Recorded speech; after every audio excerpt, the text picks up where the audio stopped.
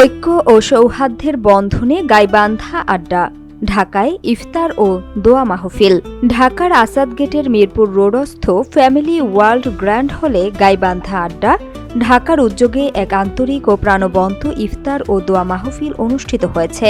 ৯ রমজান শুক্রবার আয়োজিত এ অনুষ্ঠানে সভাপতিত্ব করেন সংগঠনের আহ্বায়ক এহতেশাম রফিক এবং সঞ্চালনা করেন যুগ্ম সদস্য সচিব রায়হান চৌধুরী। পবিত্র কুরআন তেলাওয়াতের মাধ্যমে অনুষ্ঠান শুরু হয়।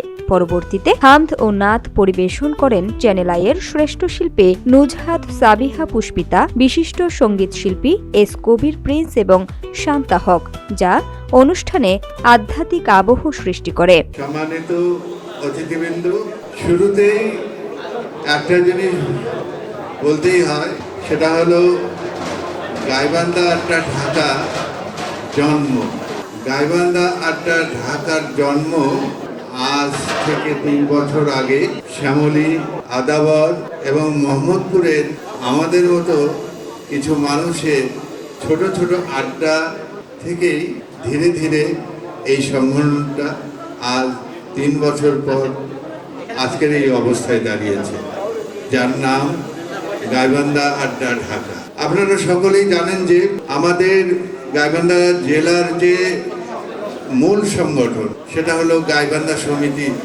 এই সমিতির কার্যক্রম আপনারা অনেকেই জানেন যে কার্যক্রম নেই বললেই চলে। ওখানে প্রশাসক নিয়োগ করা হয়েছে 2 বছর আগে, ফলে ওখানকার কার্যক্রম প্রায় বন্ধ রয়েছে। তো আমরা এই অভাবটাকে পূরণ করবার জন্য আমরা গাইবান্ধাবাসী যারা ঢাকায় অবস্থান করেন, যারা ঢাকায় বসবাস করেন, তাদেরকে এক জায়গায় করার একটা চেষ্টা আমাদের আজকের এই আয়োজন এবং অতীতের আয়োজনগুলো। কারণ আমরা যেটা চাই সেটা হলো ঢাকায় বসবাসরত গাইবান্ধাবাসী, তাদের মধ্যে প্রথমত আমরা যেটা তৈরি করতে চাই সেটা। আলোচনা পর্বে দেশের বিখ্যাত খ্যাতিমান ব্যক্তিত্ব অংশগ্রহণ করে গাইবান্ধাবাসীদের পারস্পরিক সহযোগিতা, ঐক্য ও সামাজিক বন্ধন আরও সুদৃঢ় করার ওপর গুরুত্বারোপ করেন। অত্যন্ত আনন্দ ফিল করছি।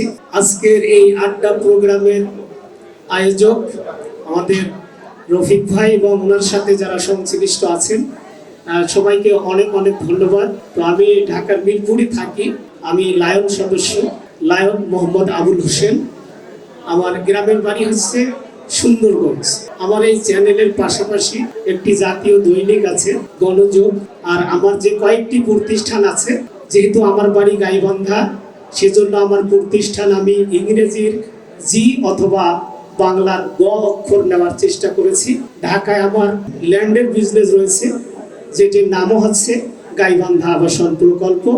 আরো কিছু ব্যবসা বাণিজ্য আছে। তো যা হোক, সবচেয়ে হচ্ছে যে আপনাদের সাথে একত্রিত হয়ে আমি খুব বেটার ফিল করছি। ধন্যবাদ সবাইকে। আসসালামু আলাইকুম। বক্তারা গাইবান্ধার উন্নয়ন ও মানুষের কল্যাণে সম্মিলিতভাবে কাজ করার প্রত্যয় ব্যক্ত করেন। দোয়া মাহফিল পরিচালনা করেন হাফিজ মাওলানা নোমান। তিনি গাইবান্ধার মৃত ব্যক্তিদের আত্মার মাগফিরাত কামনা করেন এবং উপস্থিত সবার জন্য সুন্দর জীবন ও ভবিষ্যৎ প্রার্থনা করেন। অনেকগুলো প্রোগ্রাম হয়েছে এর আগে। রফিক ভাই সবসময় আমাকে 2 শতাধিক বিশিষ্ট অতিথির উপস্থিতিতে অনুষ্ঠানটি এক মিলন মেলায় পরিণত হয়।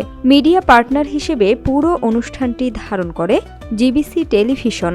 শেষে সভাপতি সকল অতিথি, আয়োজক ও সহযোগীদের ধন্যবাদ জানিয়ে অনুষ্ঠানের সমাপ্তি ঘোষণা করেন।